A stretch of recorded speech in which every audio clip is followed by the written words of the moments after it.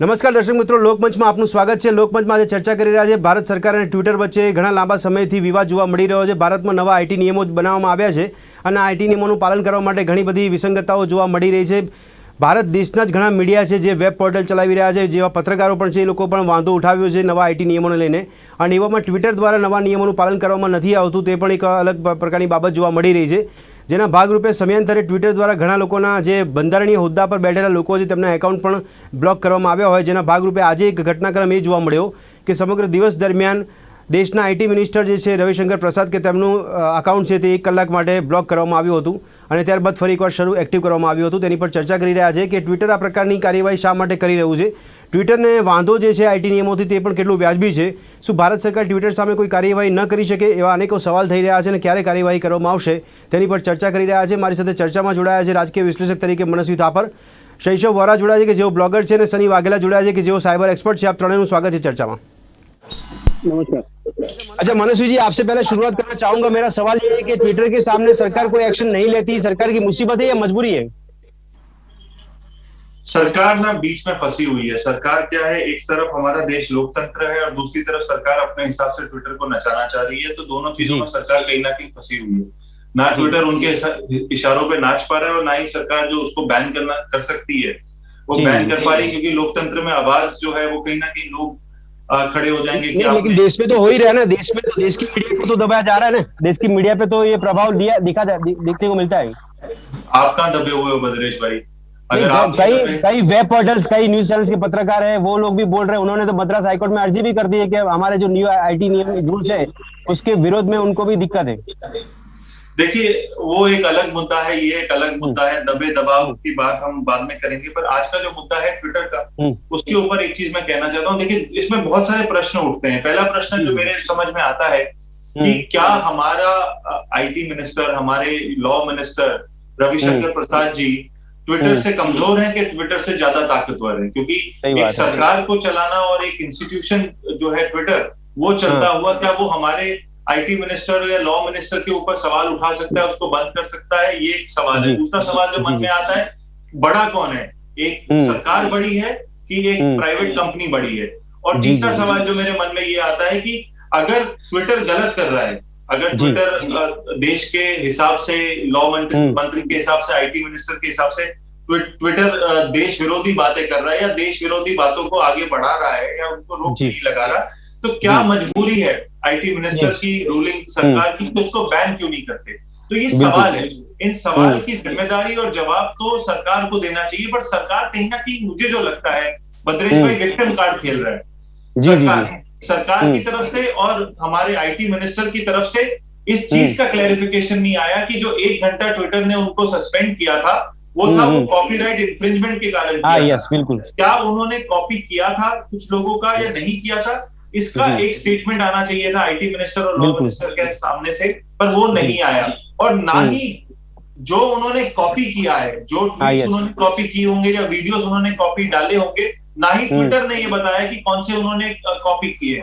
बिल्कुल। तो जो इंसिडेंट हुआ है आज का, ये बहुत ही इंटरेस्टिंग इंसिडेंट है, क्योंकि ऑलरेडी केस चल रहा है Twitter versus union of India का। वहां पे भी ये चीज चल रही है। ये बहुत सारे सवाल खड़े करता है, ये सवाल खड़े करता है हमारे लोग। नहीं, लेकिन मनस्वी जी, सरकार का रवैया क्या लग रहा है आपको? सरकार का रवैया क्या लग रहा है? क्योंकि देश की भी मीडिया काम कर रही है और ट्विटर भी एक माध्यम ही है ना। देखिए, देश की मीडिया जो काम कर रही है, देश की मीडिया कहीं ना कहीं जो सिलेक्टिव अप्रोच होता है, जो सिलेक्टिव रोल होता है, उसके हिसाब से काम करती है। जो मीडिया मैं देखना चाहता हूँ वो मेरे हिसाब से दिखाती है, जो मीडिया दूसरा कोई देखना चाहता है उसके हिसाब से दिखाती है। मीडिया का जो एजेंडा है 21वीं सदी के भारत में क्लियरली ऑब्जर्व हमको होने लग गया है। मीडिया हिस्सों में डिवाइड हो चुका है, कोई बीजेपी की तरफ है, कोई कांग्रेस की तरफ है, ये बहुत ही एविडेंट है। पर सोशल मीडिया जो होता है वो आप अपनी मर्जी से लिखते हो, वो जनता की आवाज होती है। जो सोशल मीडिया को यूज करना जिनको आता है वो अपनी आवाज रखते हैं। वो आवाज कई बार सरकार के खिलाफ हो सकती है, सरकार के साथ देते हुए हो सकती है।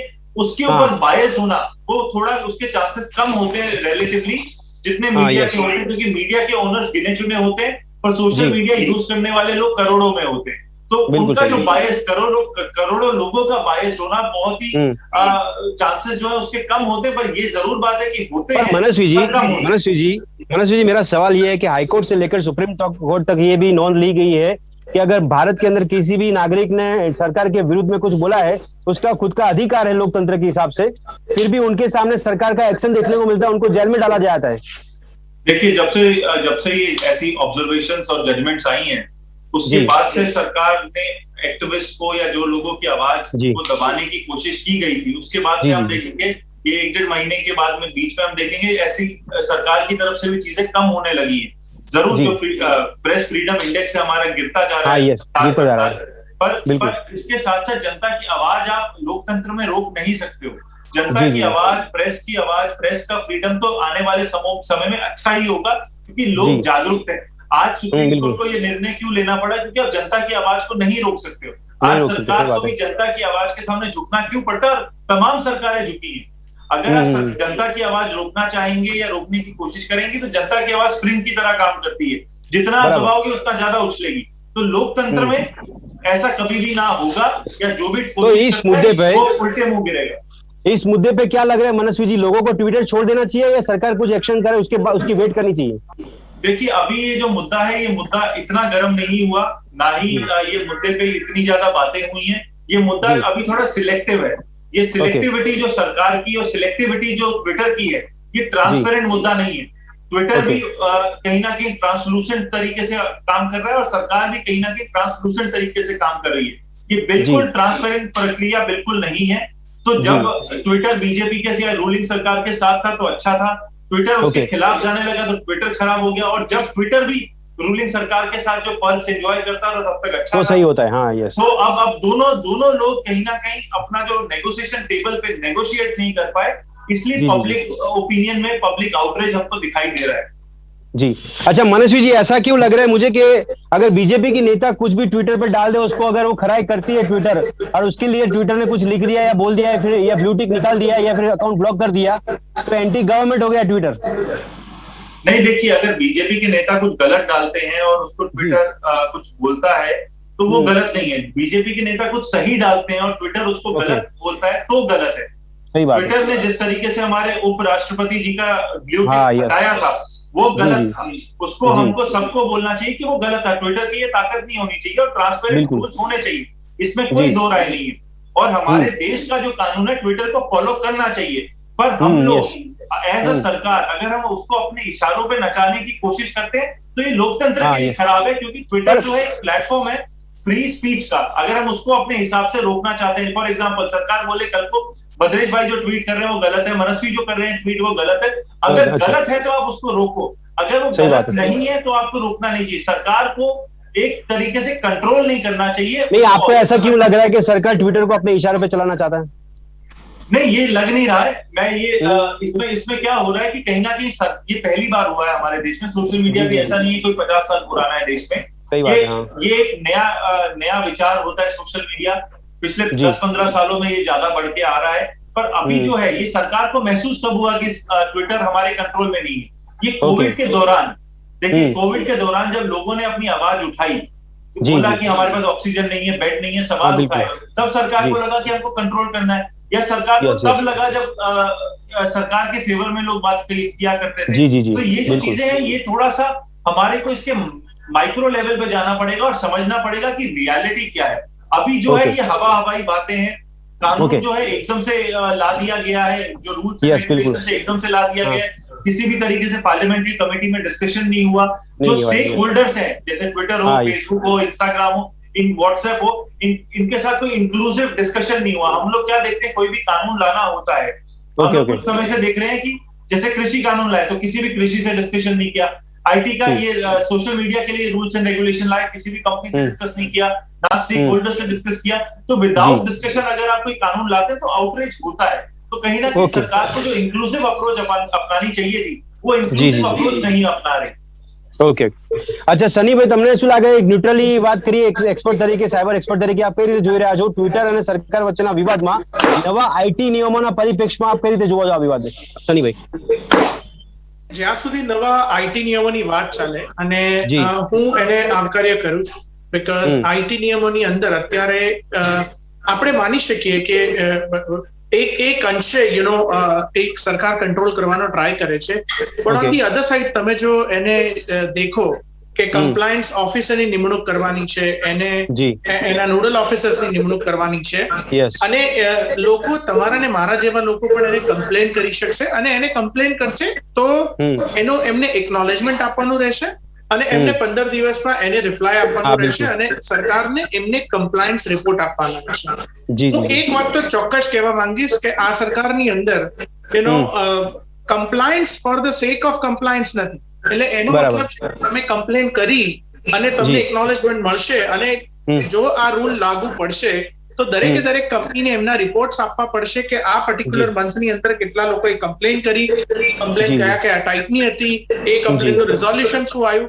તો એ જે કમ્પ્લાયન્સ રિપોર્ટ છે એ કમ્પ્લાયન્સ રિપોર્ટ આપવાનો રહેશે. તમે જે કોઈ બી ઇવન ફાઇનાન્શિયલ કમ્પ્લાયન્સ હોય કે સાયબર સિક્યોરિટી કમ્પ્લાયન્સ હોય, હું માનું છું ત્યાં સુધી આ સરકારની અંદર એક મેન્ડેટ આવે છે, રાઈટ? તો એ મેન્ડેટને બધાએ આવકારવો જોઈએ. એક બીજી બે વસ્તુ છે કે ઓરિજિનેશન ઓફ ધ ઇન્ફોર્મેશન. એને કહેવામાં આવ્યું છે કે દરેકે દરેક ઇન્ફોર્મેશનનું એક ઓરિજિનેટ હોય એને અટેચ કરો, અને as and when there is a complaint તો એ ઓરિજિનેશનને તમે અમે આપો. એ થોડા અંશે હું માનું છું ત્યાં સુધી જે ટ્વિટર અને સરકારની વચ્ચે જે વિવાદ ચાલે છે એ પર્ટિક્યુલર આપવાની અંદર લોકોનો અવાજ દબાશે, લોકોની માસીસને ટાર્ગેટ કરવા નથી માંગતા. સરકાર કોઈ નિયમ બનાવે છે, એમને એક ઇન્ડિવિજ્યુઅલ જોઈએ છે જે ઇન્ડિવિજ્યુઅલ ફેક ન્યૂઝ ફેલાવે છે. એ ઇન્ડિવિજ્યુઅલ છે કે જે વોટ્સએપ છે કે કોઈ બી સોશિયલ મીડિયાના માધ્યમથી એ કોઈક ને કોઈક એવી માહિતી પ્રસરાવે છે જેનાથી દંગા પ્રસાદ થઈ શકે છે, જેનાથી કોઈ માણસની રેપ્યુટેશન ડેમેજ થઈ શકે છે. તો હું માનું ત્યાં સુધી કે આ વસ્તુ જે નિયમો છે એ આવકાર્ય છે. આજે નહીં તો કાલે ટ્વિટર ઘણી રમત રમે છે, પણ એન્ડ ઓફ ધ ડે એમને એક્સેપ્ટ કરવું પડશે અને આની સાથે જ ચાલવું પડશે.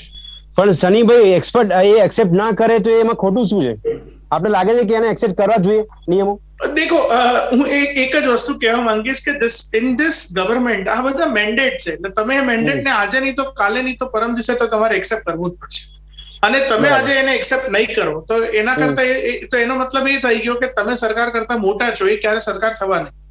તો એનો મતલબ એ છે કે એક્સપર્ટ તરીકે એમને જો લોકોના હિતમાં જો વિચારે અને કોઈ વચ્ચેનો રસ્તો કાઢે, રાઈટ, અને એમના સજેશન્સ આપે, અને જો સરકાર એના આવકાર્ય કરે અને કોઈ અમેન્ડમેન્ટ આવે આની અંદર, એ હું આમાં પોસિબિલિટી માંગુ છું. પણ હું એવું નથી માનતો કે આ રૂલ એમને કમ્પ્લીટલી ફોલો નહીં કરે તો ચાલશે. આ એમને કરવો જ પડશે અને કમ્પ્લાયન્સ એમને લાવવું જ પડશે. અચ્છા સનીભાઈ, એક્સપર્ટ તરીકે ટ્વિટરના કરોડો યુઝર્સ છે ભારતની અંદર, તો આ યુઝર્સના ડેટા સાથે અથવા યુઝર્સ માટે કોઈ મેસેજ સ્પ્રેડ કરીને ટ્વિટર કોઈ ષડયંત્ર કરી શકે ખરી ભારતમાં? લોકોના ડેટા સાથે કે લોકોના મેસેજ સાથે દેખો એ કોઈ ષડયંત્ર કે એ કોઈ વસ્તુ કરી શકે નહીં. જે ક્વેશ્ચન અહીંયા આવી રહ્યો છે કે એ લોકોની પ્રાઇવસીનો છે, જે ટ્વિટરનો સૌથી મહત્વનો મુદ્દો છે. પણ હું માનું ત્યાં સુધી કે એ પ્રાઇવસી એ કોઈ માસીસને ટાર્ગેટ કરવા માટે આ નિયમ નથી બન્યો. એ કોઈ ઇન્ડિવિજ્યુઅલ છે કે જે કોઈ ખોટી વસ્તુ કરી રહ્યું છે, ખોટા હેશટેગ ટ્રેન્ડ કરી રહ્યું છે. દરરોજ તમે આવો તો તમને 10 માંથી 9 હેશટેગ ખોટા દેખાય છે. હું માનું આ બધા પર અંકુશ આવી શકે. ઓકે શૈશવભાઈ, આમ તો ટ્વિટરની પોતાની પણ જવાબદારી બને છે ને કે ખોટા મેસેજ કોઈ સ્પ્રેડ કરતું તો એની પર એક્શન પણ લઈ શકે, ટ્વિટર પોતાના એ એકાઉન્ટને બ્લોક કરી શકે. પણ અહીંયા તો એ સિવાયના એકાઉન્ટ્સ બ્લોક થતા નજરે પડી રહ્યા છે. બંધારણીય હોદ્દા પરના વ્યક્તિઓના એકાઉન્ટ્સ બ્લોક કરવા આ કેટલી અપમાનજનક સ્થિતિ કહી શકે આપણે ભારતમાં? બિલકુલ અપમાનજનક પરિસ્થિતિ છે. તમે જયારે વાઇસ પ્રેસિડેન્ટની બ્લુ ટિક કાઢી કાઢો છો, પહેલા તમે એમને બ્લુ ટિક તરીકે બ્લુ ટિક વાળા લોકો એટલે કંઈક સમથિંગ ઉપર એમ તમે ટ્વિટર જ પોતે નક્કી કરીને આપ્યું, અને પછી એમને બ્લુ ટિક હટાવો છો. આજે તમે જે કાનૂન મંત્રી છે અને પાછા આઈટી મિનિસ્ટર છે એમનું પણ કલાક માટે એકાઉન્ટ બ્લોક કરો છો. પણ આમાં છે ને ભદ્રેશભાઈ, આયરની એ છે કે મિનિસ્ટર થઈને પાછા એના સ્ક્રીનશોટ લે છે અને પછી સોશિયલ મીડિયા ઉપર શેર કરે છે. એટલે આપણને થોડીક એવું લાગે કેમ, એટલે બિલકુલ આપણે પાવરલેસ છીએ. ભારત પોતાનું સાર્વભૌમત્વ ખોઈ ચૂક્યું છે કે આપણે જનતાની અદાલતમાં આ બધું લઈ જવું પડે છે. તમે મિનિસ્ટર છો, તમારી પાસે પાવર છે, તમે કાનૂન મંત્રી છો, એ કાનૂનનો મુસદ્દો તમે બનાવ્યો છે, કાનૂન તમે પાસ કરેલો છે. એક જ વ્યક્તિ છે અને તમે MIT ના પણ મિનિસ્ટર છો, તમે ministry of information and electronic ટેકનોલોજીના તમે મંત્રી છો. તો શા માટે તમે સીધો એને અટેક નથી કરતા અને એ લોકોને બોલાવી લેતા? કેમ કે આપણી શંકા લાગે, શૈશવભાઈ આપણે કોઈ શંકા છે કે એવું બતાવવામાં આવી રહ્યું છે કે ટ્વિટર જ ખોટું છે દરેક મુદ્દા પર? હોઈ શકે છે. અત્યારે જે રીતે લાગી રહ્યું છે કે ટ્વિટર ખોટું હોય એવી શક્યતા વધારે દેખાય છે, કેમ કે અત્યારે ચીંડે ચડાયેલો ચોર છે ટ્વિટર. તો આજ વસ્તુ આજે ફેસબુકે અમેરિકાની અંદર ડોનાલ્ડ ટ્રમ્પનું અકાઉન્ટ બ્લોક કરી દીધું છે. તો ત્યાં પણ કશું કોઈ જાતનો અવાજ જ નથી, કેમ કે કદાચ ડોનાલ્ડ ટ્રમ્પની વિરુદ્ધમાં અત્યારે આખી હવા ચાલી રહી છે, એટલે ત્યાં કોઈ બોલનાર નથી. અચ્છા, ત્યાં એ લોકો પાસે ગ્રીવન્સ પેલા ઓફિસર છે, તમામ પ્રકારના એ લોકોના નોડલ ઓફિસર છે, ત્યાં એ લોકો ત્યાં તોફાન કરે એટલે અમેરિકાની સંસદની અંદર એ લોકો બધા હાજર થઈ જાય છે, એમના માલિકો સુદ્ધા જવું પડે છે. તો અહીંયા તો એક ઓફિસર બી નિયુક્ત કરવાનો આવે છે, તો આ લોકોને કેમ પેટમાં દુખે છે? એટલે સવાલ ત્યાં આવે છે કે આપણે હજી પાછા ઇતિહાસમાં પાછા જતા રહ્યા, ઈસ્ટ ઇન્ડિયા કંપનીઓ અહીંયા લઈ આવ્યા છે સોશિયલ મીડિયા રૂપે, કે પછી કેમ કે એ લોકોને ભારત દેશના કાયદા કાનૂનને માનવાના નથી કે એની સામે થવાનું છે, એમનો કોઈ રાઈટ જ નથી. ભારત દેશની સામે થવાનો રાઈટ ફક્ત ને ફક્ત ભારતના નાગરિકોને છે. અહીંયા ધંધો વેપાર કરવા આવેલી કંપનીઓએ ભારત દેશના કાયદાને પડકારવાનો કોઈ સવાલ જ નથી ઉભો થતો. પણ શૈશવભાઈ, આઈટી ના નિયમો ના માને તો સરકાર શું પગલા ભરી શકે?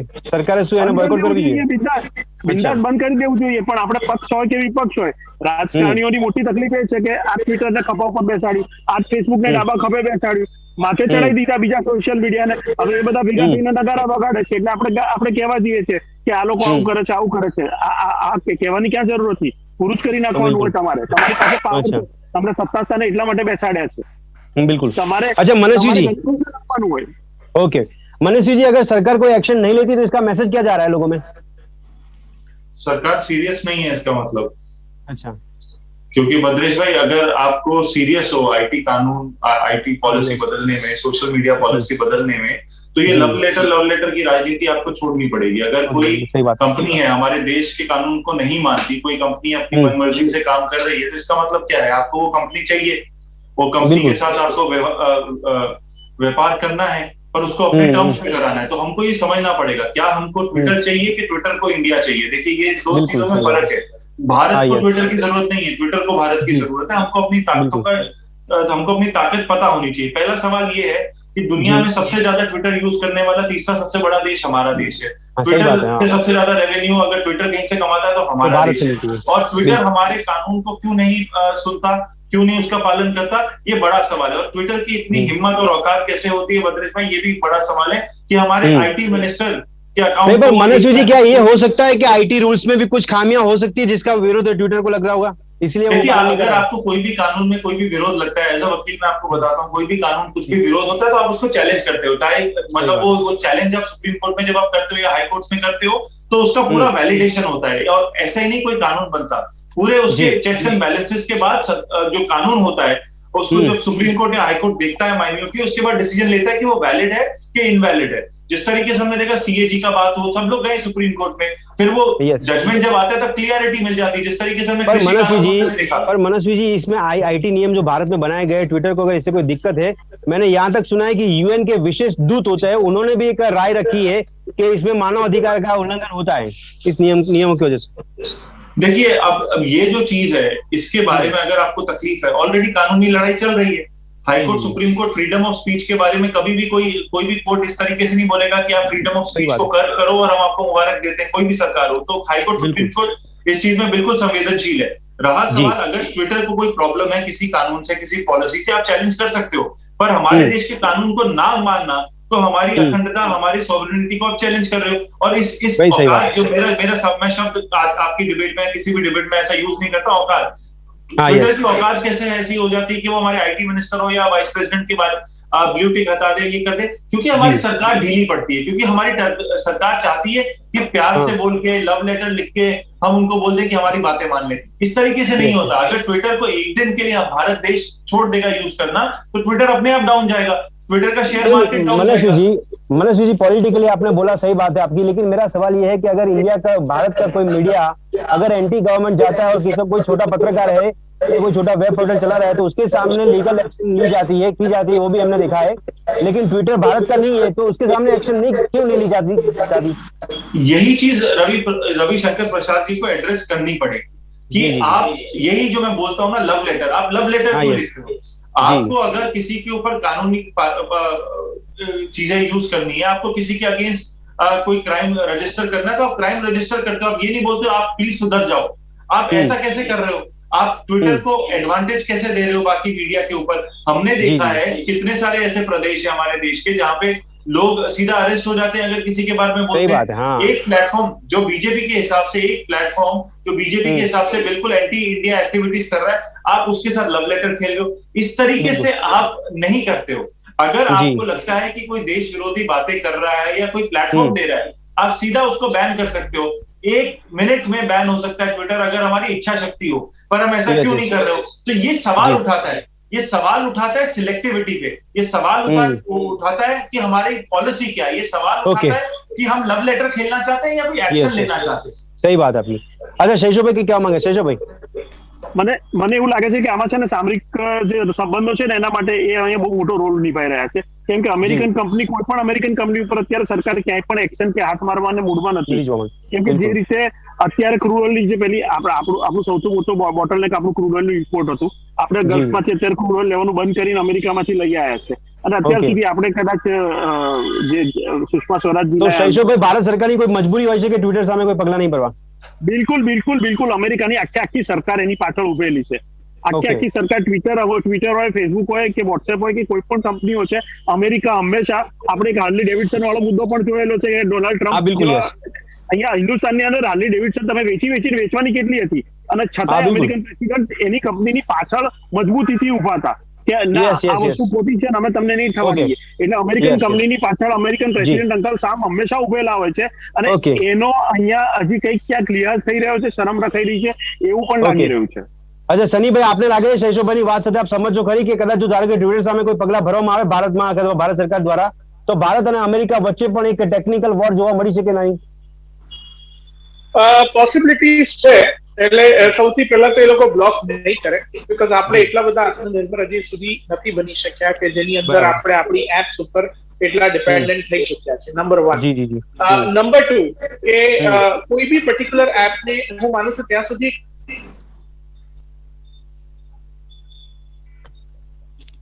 सनी भाई, तुम्हारा वीडियो स्टॉप थी गयो। अच्छा, मनीष जी, आपसे मेरा सवाल रहेगा कि अगर ये बहुत लंबे समय तक चला रहा तो क्या लग रहा है आपको, सरकार ये दिखाना चाहती है कि ये बद्रेश भाई, सनी भाई वापस आ गए तो एक बार उनको वापस। जी सनी भाई बोलो, તમારો અવાજ કપાઈ ગયો તો સની ભાઈ। એટલે હું માનું છું ત્યાં સુધી ટેમ્પરરી કોઈ એક્શન હશે, પણ પરમેનન્ટલી કોઈ એવું એક્શન नहीं, પણ પરમેનન્ટલી કેમ સની ભાઈ? એક ટ્વિટરે પોતાના ભારતના બનાવેલા નિયમોનું પાલન કરવું જરૂરી છે ને, પાલન કેમ ના કરી શકે?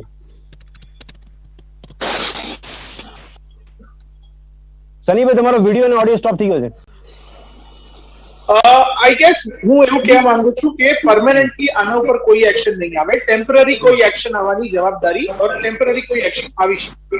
હા, તો સનીભાઈ, મનસ્વીની ભાષામાં કહી શકીએ આપણે કે આ પ્રકારનો વ્યવહાર ચાલતો રહેશે સરકાર અને ટ્વિટર વચ્ચે લાંબા સમય સુધી? એબ્સોલ્યુટલી। એટલે સરકાર નોટિસ મોકલશે, સરકાર એમને બોલાવશે, એમને કોર્ટમાં કેસ દાખલ કરશે। हाँ, यस,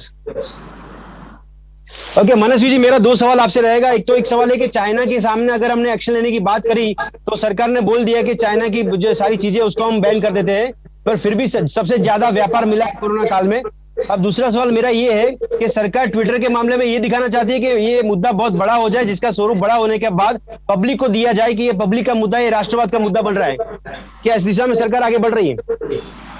बद्रेश भाई, मेरे को इंटरनल न्यूज तो नहीं पता सरकार क्या कर रही है, पर जो एट प्रेजेंट दिखाई दे रहा है उसमें ऐसा दिख रहा है कि कहीं ना कहीं लैक्सिटी है, कहीं ना कहीं डिसीजन मेकिंग नहीं है। कि मैं ये बिलीव करता हूं कि कोई भी सरकार को, किसी भी देश की सरकार हो, छोटा से छोटा नाइजीरिया की भी सरकार हो, अगर इच्छा शक्ति हो तो हम बैन कर सकते हैं। चाहे वो किसी भी देश से कोई कंपनी आती हो, किसी भी कंपनी की इतनी ताकत नहीं होनी चाहिए, ना हो सकती है कि हमारे देश में आके हमारे कानूनों का उल्लंघन करे, हमारे कानूनों को सीरियसली ना ले। अगर वो सीरियसली नहीं ले रही तो इसका मतलब उनकी बैकडोर पे कोई ना कोई डिस्कशन हो चुका है। उनका अंडरस्टैंडिंग है कि भारत सरकार उनके खिलाफ कोई एक्शन नहीं लेगी। इतनी ताकत जब उनको मिलती है तभी वो ऐसी हरकतें कर सकते हैं। तो ये जो सवाल है, जो पब्लिक परसेप्शन है, देखिए पब्लिक परसेप्शन अगर आप सेंटिमेंटल करोगे तो बात अलग हो जाएगी, राष्ट्रवाद का मुद्दा आपको करना है, पर लॉजिकल सेंटिमेंटल जो भी लॉजिकल व्यूअर्स होते हैं या लॉजिकल पॉलिटिकल ऑब्जर्वर्स होते हैं, उनको क्लियरली समझ आता है कि किसी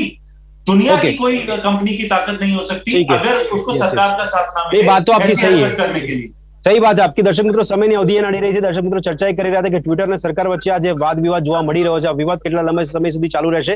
કારણ કે ચાલુ વિવાદની વચ્ચે અને કાયદાકીય મેટરની વચ્ચે પણ ટ્વિટર એટલી હિંમત કરી રહ્યા છે કે ભારતના બંધારણીય હોદ્દા પર બેઠેલા વ્યક્તિઓના એકાઉન્ટને બ્લોક પણ કરવામાં આવતા હોય છે, જેમાં દેશના જેમણે નવા આઈટી નિયમો બનાવ્યા છે એ જ આઈટી મિનિસ્ટરના એકાઉન્ટને કલાક સુધી બ્લોક કરવામાં આવ્યું હોય। આ પ્રકારનું સાહસ ટ્વિટર કરતું હોય ત્યારે સવાલ થાય છે કે સરકાર કેમ કોઈ જવાબ નથી આપતી?